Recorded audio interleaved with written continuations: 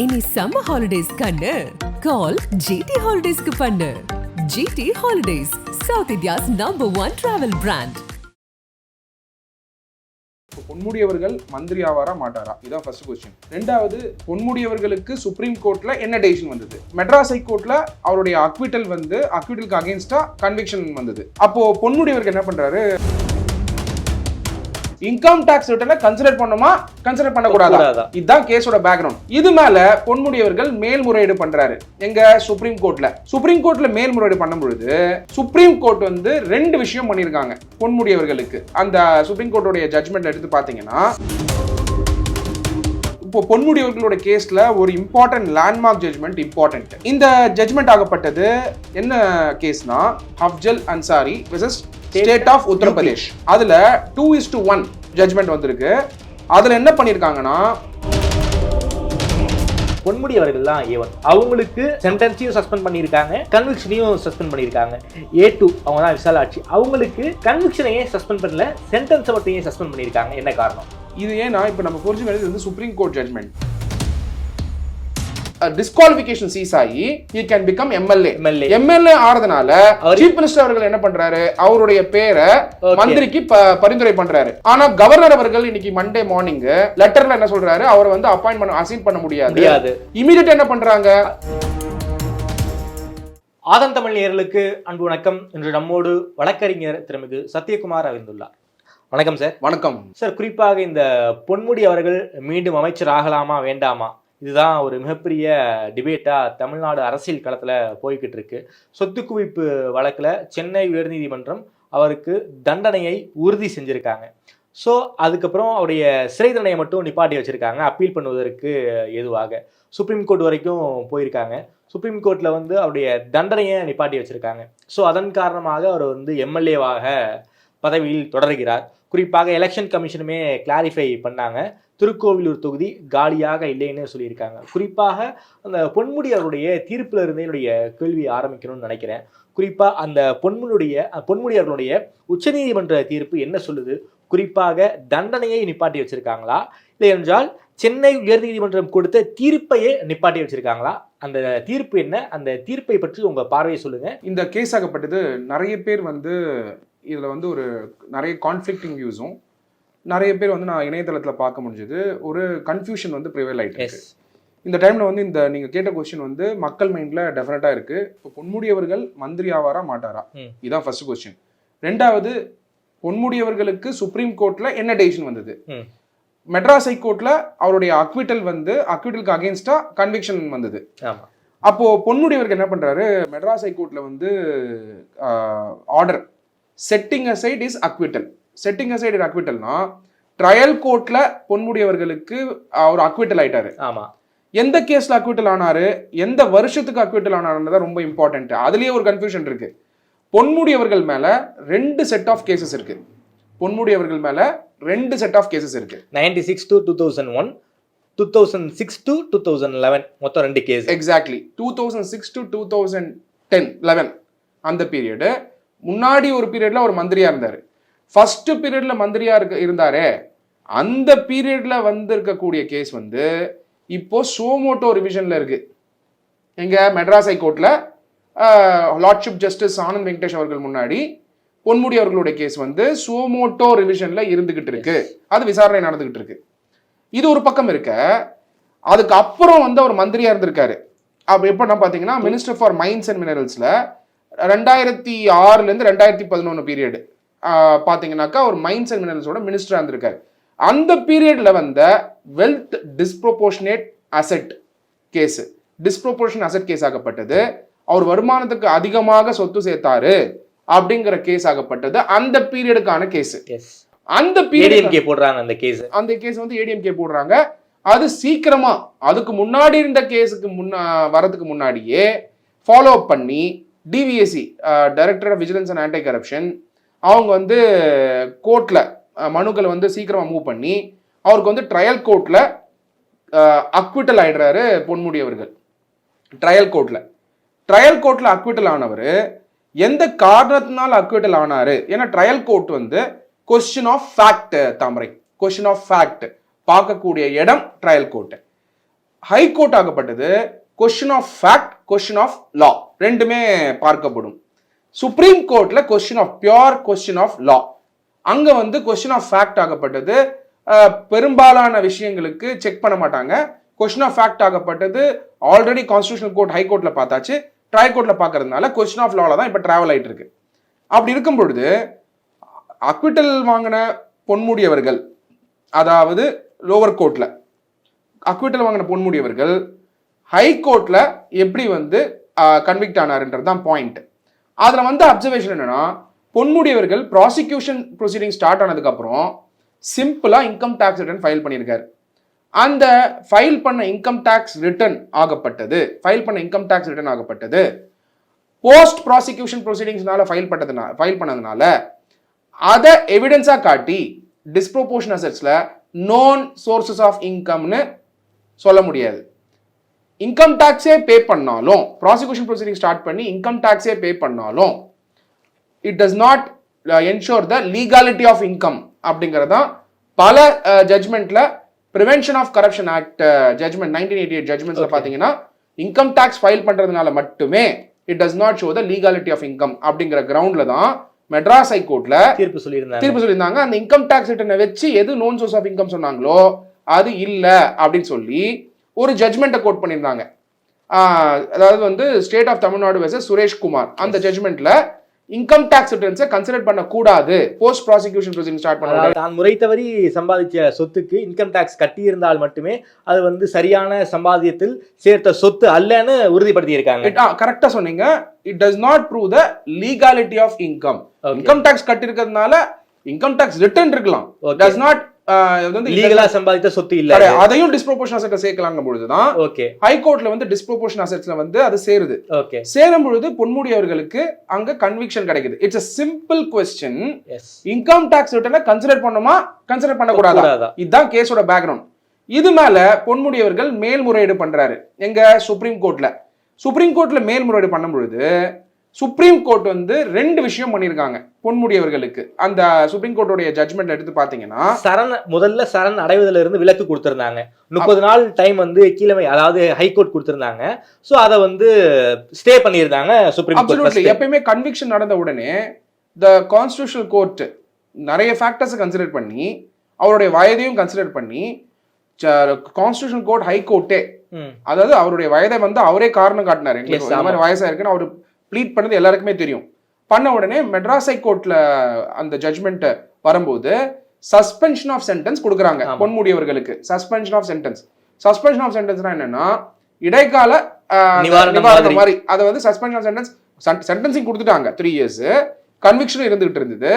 ஆனா அப்பீல் போற வரைக்கும் அந்த சஸ்பென்ஷன் ஆஃப் சென்டென்ஸ் இருக்குங்கிறது நார்மலா. இப்ப நீங்க போய் செக் பவுன்ஸ் கேஸ்லாம் கூட எடுத்து பாத்தீங்கன்னா கூட ஜட்மெண்ட் அனௌன்ஸ் பண்ணிட்டு சஸ்பென்ஷன் ஆஃப் சென்டென்ஸ் கொடுப்பாங்க. அந்த 30 நாளுக்குள்ள அப்பீல் போயாகணும். அதே மாதிரி பொன்முடி அவர்களுக்கு சஸ்பென்ஷன் ஆஃப் சென்டென்ஸ் கொடுத்தாங்க.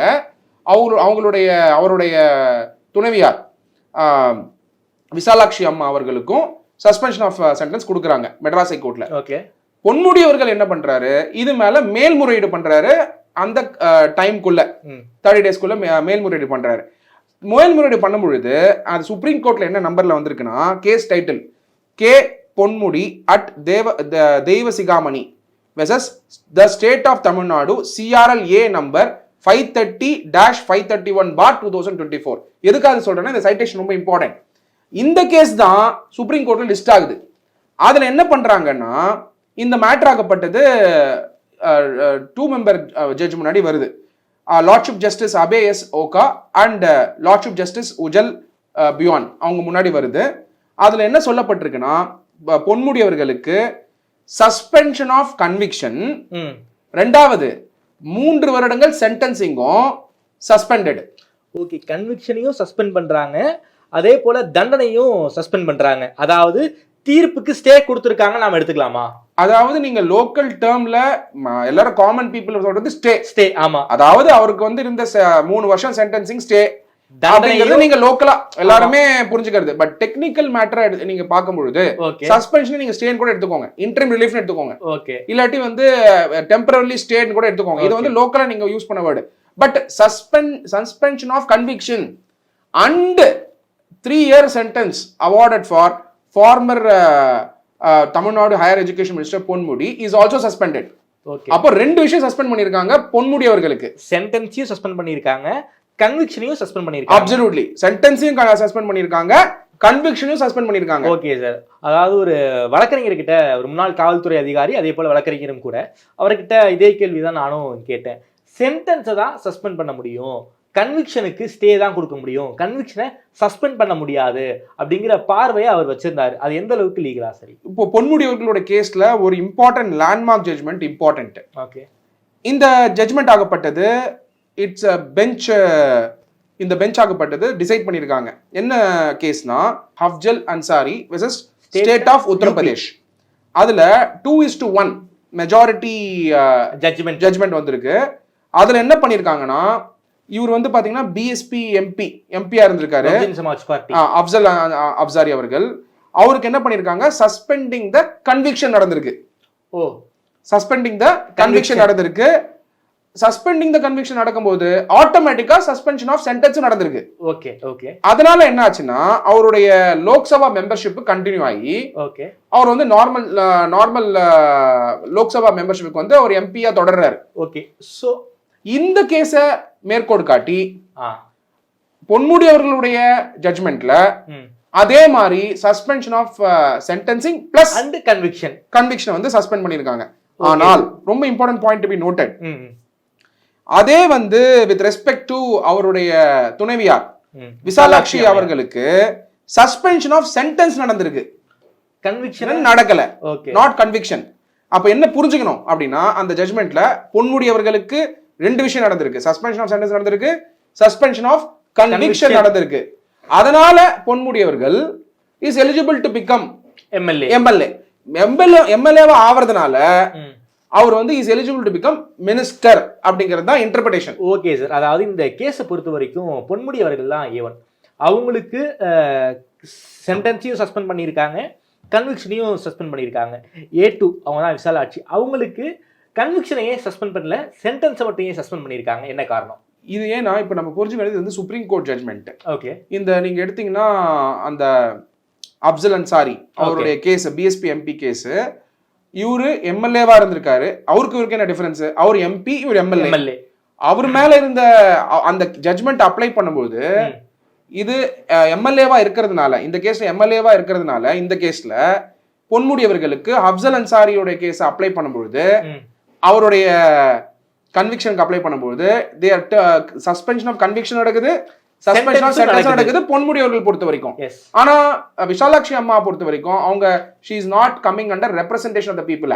நீங்க அஃப்ஜல் அன்சாரி கேஸ் எடுத்து பாத்தீங்கன்னா, ஏன் அந்த சஸ்பென்ஷன் ஆஃப் சென்டென்ஸ் நடந்ததுன்னா, அது வந்து ரெப்ரசன்டேஷன் ஆஃப் த பீப்புள் ஆக்டையும் பாதிக்கிறதுனால செக்ஷன் 8 சப்செக்ஷன் 3 பிசிஏ ஆக்ட் வந்து பாதிக்கிறது. ஏன்னா இப்போ நாளைக்கு, அதாவது அந்த ஜட்ஜ்மெண்ட்ஸ் நீங்க எடுத்து அந்த ஹைலைட்ஸ் எடுத்து பாத்தீங்கன்னா, நாளைக்கு ஒரு சமயம் பொன்முடி அவர்கள் சுப்ரீம் கோர்ட்ல வந்து கன்விக்ஷன் வந்து ஹைகோர்ட்ல ஆர்டர் பண்ண கன்விக்ஷன் வந்து அக்விட்டலா மாறிச்சுன்னா, அந்த பீரியட்ல அவர் வந்து மெம்பர் ஆஃப் த லெஜிஸ்லேட்டிவ் அசம்பிளியா கண்டினியூ பண்ண முடியாத அளவுக்கு சிச்சுவேஷன் இருக்க வாய்ப்பு இருக்கு.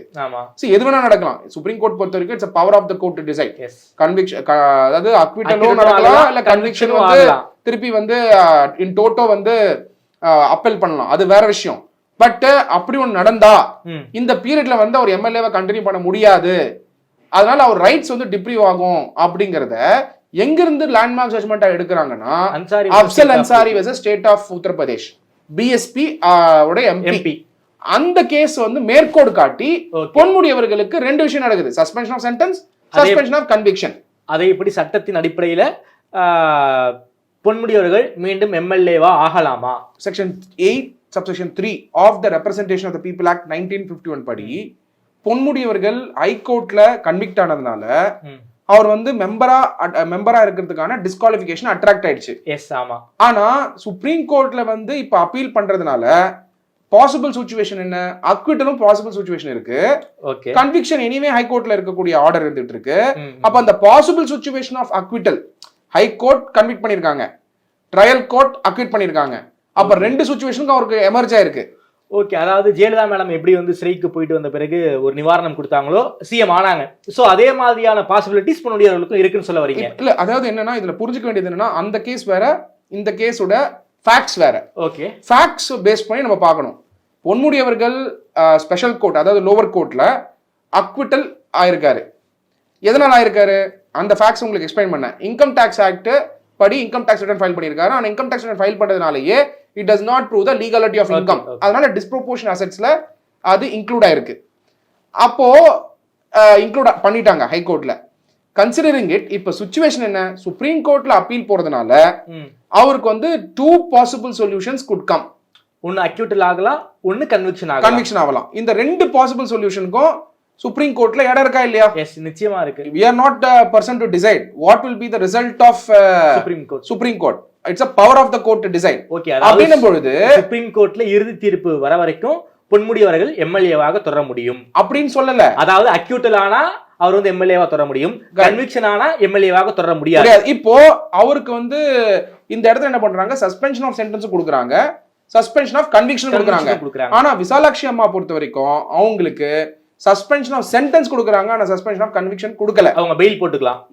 பெயில் போட்டுக்கணும். காரணம் என்னன்னா அவங்க வந்து மெம்பர் ஆஃப் லெஜிஸ்லேட்டிவ் அசெம்பிளியும் கிடையாது, மெம்பர் ஆஃப் பார்லிமெண்ட்டும் கிடையாது, ரெப்ரசன்டேட்டிவ் பீப்புள் ஆக்ட்ல அவங்க வரல. அதனால பெயில் போட்டு அவங்க வந்து she can find the remedy.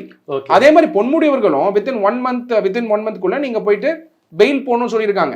Suspension of sentence நடந்தாலும் சஸ்பென்ஷன் ஆஃப் கன்விக்ஷன் நடந்தாலும் அவர் வந்து பெயில் போடணும் 1 month குள்ளன்றத மென்ஷன் பண்ணியிருக்காங்க. சுப்ரீம் கோர்ட் மென்ஷன் பண்ணியிருக்காங்க. கன்சிடரிங் இட், இப்ப சுப்ரீம் கோர்ட்ல 2 பாசிபிள் சொல்யூஷனுக்கும் வெயிட் பண்ண, 2 possible சொல்யூஷனுக்குமே we have to give a provision இல்லையா? அது இறுதி தீர்ப்பு வர வரைக்கும் நாம வெயிட் பண்ணணும். அதனால என்ன பண்றாங்க, சஸ்பென்ஷன் ஆஃப் சென்டென்ஸும் பண்ணி சஸ்பென்ஷன் ஆஃப் கன்விக்ஷனும் கொடுத்ததுனால disqualification under section 8 subsection 3 of the Representation of People Act 1951 படி நடக்க வாய்ப்பு இல்ல. அதனால பொன்முடி அவர்கள் எம்எல்ஏ ஆகலாம், அதனால பொன்முடி அவர்கள் வந்து மந்திரி ஆகலாங்கிறது தான் பாயிண்ட். ஓகே, அதாவது இந்த தீர்ப்பின்படி பொன்முடி அவர்கள் அமைச்சர் ஆவதற்கு எந்த தடையும் இல்லை. அப்சல்யூட்லி. ஆனால் கவர்னர் வந்து விளக்கம் கேட்டிருக்காரு. கவர்னர் வந்து இந்த தீர்ப்பினுடைய அடிப்படையின்படி பொன்முடி அவர்கள் எம்எல்ஏவாக கண்டினியூ பண்றாரு, எம்எல்ஏவாக கண்டினியூ பண்ணுவதன் காரணமாக அவர் அமைச்சராகவும் தொடரலாம் அப்படிங்கறதா இந்த தீர்ப்பு சொல்லுது. அப்படி இருக்கக்கூடிய சூழல்ல பொன்முடி அவர்களுக்கு கவர்னர் நான் பதவி பிரமாணம் செய்து வைக்க மாட்டேன் அப்படின்னு ஒரு விஷயத்த சொல்றாரு. ஆனா இன்னொரு பார்வையும் வைக்கிறாரு. அந்த திருக்கோவிலூர் தொகுதியை பொறுத்த வரைக்கும் மக்களுடைய பிரதிநிதித்துவம் வேண்டும், அதனால வந்து எம்எல்ஏவா தொடரலாம் அப்படிங்கிற அவரே வந்து கவர்னரை இன்டர்பிரட் பண்றாரு. அப்படி இருக்கக்கூடிய சூழல்ல ஆனா பதவி பிரமாணம் செஞ்சு வைக்க மாட்டேன்னு சொல்றாரு. இதற்கு எதிராக சுப்ரீம் கோர்ட் தமிழ்நாடு அரசும் போயிருக்காங்க. என்ன சார் நடக்க வாய்ப்பு இருக்கு? டெஃபினட்டா இப்போ இதோட கிளாரிட்டி ரொம்ப இம்பார்ட்டன்ட்.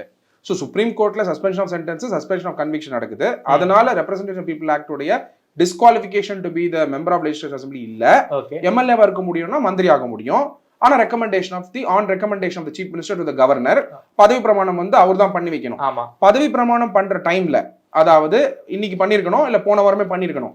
ஆனா கவர்னர் அவர்கள் என்ன சொல்றாங்கன்னா, the Tamil Nadu government on Monday approached the Supreme Court over the refusal of Governor Aadhan Ravi to re-induct MLA K. Ponmudi as a minister in state government. அவர் என்ன காரணம் சொல்றாருன்னு ரொம்ப முக்கியம், அதை நம்ம புரிஞ்சுக்கணும். அவருக்கு அந்த பவர் இருக்கா அப்படிங்கறதையும் பார்க்கணும். கவர்னரோட பவர் இருக்கா, இதுக்கு முன்னாடி இப்படி நடந்திருக்கா அப்படின்னு பார்க்கணும். Governor of Tamil Nadu, honourable governor of Tamil Nadu RN Ravi அவர்கள் என்ன சொல்லியிருக்காருன்னா, following the honourable supreme court's order of 11/3/2024 you in your letter referred to above, யார் சீஃப் மினிஸ்டருக்கு எழுதுறாரு, have recommended reinduction of Dr. K. Ponmudi in the Council of Minister. Chief Minister recommend பண்றாரா? ஆமா. அதுக்கப்புறம் நம்ம it is pertinent to note that Honorable Supreme Court in the light of section 8 subsection 3 of the Representation of the People Act 1951 in the said order has suspended the conviction by way of interim relief அப்படின்னு சொல்றாரு. இந்த interim relief ஆகப்பட்டது interpretation, அதாவது temporary தான். Okay, அது governor interpret பண்றாரு supreme court தீர்ப்பு. Governor interpret பண்றாரு to doctor K Ponmudi. அதான் தீர்ப்புலாம் தெளிவா இருக்கே சார். அதுக்கப்புறம் சொல்றாரு சென்டென்ஸையும் நாங்க சஸ்பெண்ட் பண்றோம், கன்விக்ஷனையும் சஸ்பெண்ட் பண்றோம்னு தீர்ப்புல தெளிவா இருக்கே. அதுக்கப்புறமும் சொல்றாரு, அது ரொம்ப important phrase, it means the conviction of Dr. K. Ponmudi, though existent, has been made non-operative. Conviction இருந்தாலும் நான் operative, it has not been set aside அப்படின்றாரு. அதாவது தாமரை, ஒரு கன்விக்ஷன் வருது, அது மேல நீங்க அப்பீல் போனீங்கன்னா அந்த கன்விக்ஷன் ஆகப்பட்டது நான் எக்ஸிஸ்டன்டா நான் ஆபரேட்டிவா அப்படிங்கிறது தான் கொஸ்டின் ஆஃப் லா. ஓகே, ஒரு தனிநபர் இருக்காரு, தனிநபர் வந்து கன்விக்ட் ஆயிடுறாரு, கன்விக்ட் ஆனதுக்கு அப்புறம் அப்பீல் போறாரு. அப்பீல் போறதுனால அந்த கன்விக்ஷன் ஆல்ரெடி கொடுத்திருக்காங்கல்ல லோவர் கோர்ட்ல, அது நான் எக்ஸிஸ்டன்டா, கன்விக்ஷனே கிடையாதா அப்பீல் போறதுனால, இல்ல நான் ஆபரேட்டிவா, ஆபரேட் ஆகலையா அப்படிங்கிறது தான் கொஸ்டின்.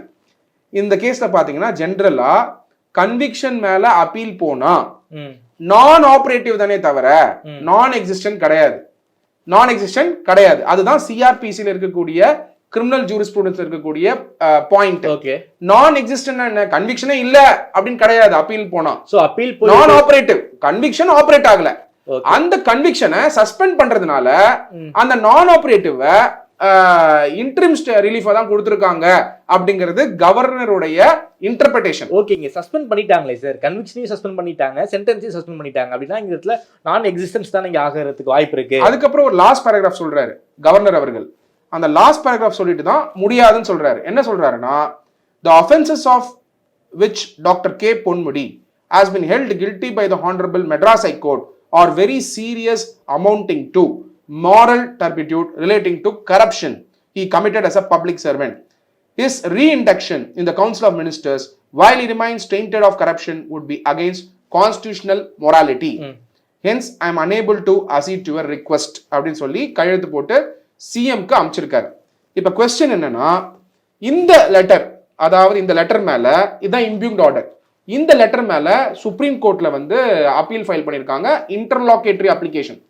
அதுல என்ன குறிப்பிட்டிருக்காங்க, யார் யார் போய் அப்பியர் ஆனாங்க அப்படின்னு பாத்தீங்கன்னா, இன்னைக்கு வந்து சீனியர் அட்வொகேட் ஏஎம் சிங்வி அவர்கள் போயிட்டு along with senior advocate P Wilson போயிட்டு மென்ஷன் பண்ணியிருக்காங்க சீஃப் ஜஸ்டிஸ் முன்னாடி. என்ன மென்ஷன் பண்ணியிருக்காங்க, சிங்வி சொல்லியிருக்காரு அவசர மனுவாக விசாரிக்கணும்னு கேட்டிருக்காங்க. அதுல என்ன I quote the exact paragraph, ஏன்னா அப்பதான் புரியும் இது இந்த சீக்வென்ஸ். லாஸ்ட்லயும் சம்மரியும் கொடுக்குறேன் இதை பத்தி, அப்பதான் வந்து இதோட என்ன நடக்குதுன்னு. ஆனா அடுத்த இதுல வந்து என்ன நடக்குது, நாளைக்கு வந்து ஒரு ஆர்டர்ஸ் வருது, டைரக்ஷன்ஸ் வருதுன்னா அதோட ஃபாலோ அப் இருக்கணும்ன்றதுனால இதுல சிங்வி என்ன சொல்றாருன்னா, I exactly quote, I quote, this is the same errant governor who was earlier dealt with by this court. Court stays is Ponmudi's conviction. Chief Minister recommends his appointment. Then governor writes a letter saying it is constitutional immoral for him to appoint. அப்படின்னு சொல்லி mention பண்ணி மேட்ரை வந்து நாளைக்கு அவசரமா இதை கொண்டு வரதுக்காக சொல்லியிருக்காரு. அப்ப பாத்தீங்கன்னா அப்ப என்ன சொல்றாருன்னா, சீஃப் ஜஸ்டிஸ் வந்து சொல்றாரு, அபிஷேக் சிங் அவர்கள் மென்ஷன் பண்ண உடனே நீங்க ஒரு மெயில் எழுதுங்க, நான் இந்த மேட்டரை ஐ வில் லுக் இன்டு இட்னு சொல்றாரு. அப்படி பார்க்கும் பொழுது ஸ்டேட் ஆர்கியூ பண்ணியிருப்பாங்க இல்லையா, ஸ்டேட் என்ன ஆர்கியூ பண்றாங்கன்னா, governor has to act as per the chief minister's recommendation in terms of article 164 subsection subclause 1 of the constitution of India. article 164 clause 1 of the constitution of India படி governor has to act as per the chief minister's recommendation. முதலமைச்சர் என்ன பரிந்துரைக்கிறாங்களோ அதை governor செயல்படுத்த வேண்டும். ஆனா செயல்படுத்தல அப்படிங்கிற ஒரு, அதாவது அரசியலமைப்பை கவர்னர் மீறுகிறாருங்கிற ஒரு இன்டர்பிரட் பண்ண விரும்புறாங்க இந்த இடத்துல. அது மட்டும் இல்லாம I quote the exact words என்ன சொல்லியிருக்காரு அப்படின்னு, the first respondent governor is attempting to run a parallel government. Yes. And is attempting to choose minister as per his subjective assessment of suitability, which is impermissible as per the Constitution of India. The state said in its application, the state also cited the Supreme Court judgment in Lok Prahari case, which stated that if the conviction is suspended, then disqualification will cease to operate as per the Representation of People Act 1951. Okay, conviction suspend பண்ணிட்டாங்க அப்படின்னா அதாவது அவர் மீண்டும் எம்எல்ஏவாக தொடர முடியும். அதோட கான்சிக்வென்ட் result என்ன அப்படிங்கறத பாக்குறோம். சஸ்பென்ஷன் ஆஃப் சென்டென்ஸ் நடந்தா, suspension of sentence, suspension of conviction ஒரு லெஜிஸ்லேட்டர் மேல வந்ததுன்னா அதோடைய கான்சிக்வென்ட் ரிசல்ட் என்னன்னா, it will cease the disqualification. Disqualification நோக்கி போகாது, சீஸ் பண்ணிடும், டிஸ்குவாலிஃபிகேஷன் இருக்காது. So he is qualified to be the member of the assembly or a member of the parliament. The state argued that the governor, by acting against the judgment, is committing contempt of court என்ற first point. Okay. அதுக்கப்புறம் இதுல முக்கியமா புரிஞ்சுக்க வேண்டியது, இந்த ரெண்டு பாயிண்ட base பண்ணி தான் இப்ப சுப்ரீம் கோர்ட்ல மென்ஷனிங் பண்ணி இந்த மேட்டரை வந்து அர்ஜென்ட்டா கொண்டு வரணும்னு பாக்குறாங்க. இதுல புரிஞ்சுக்க வேண்டியது என்ன தாமரை, the crux of the issue என்ன, பொன்முடி அவர்கள் ட்ரையல் கோர்ட்ல அக்விட் ஆகிறாரு. ட்ரையல் கோர்ட்ல அக்விட் ஆகுறாரு. ட்ரையல் கோர்ட்ல வந்து இன்கம் டாக்ஸ் வந்து ரிட்டர்ன்ஸ் வந்து எவிடன்ஸா எடுத்துக்கிறாங்க. அதனால டிஸ்ப்ரொபோர்ஷன் அசெட்ஸ் இல்ல அப்படின்னு சொல்லி கொஸ்டின் ஆஃப் ஃபேக்ட்ல அவர் வந்து அக்விட் ஆயிடுறாரு. ஆனா when it comes to the constitutional court, high கோர்ட்டுக்கு வரும்போது ரெண்டுமே பார்க்க முடியும்.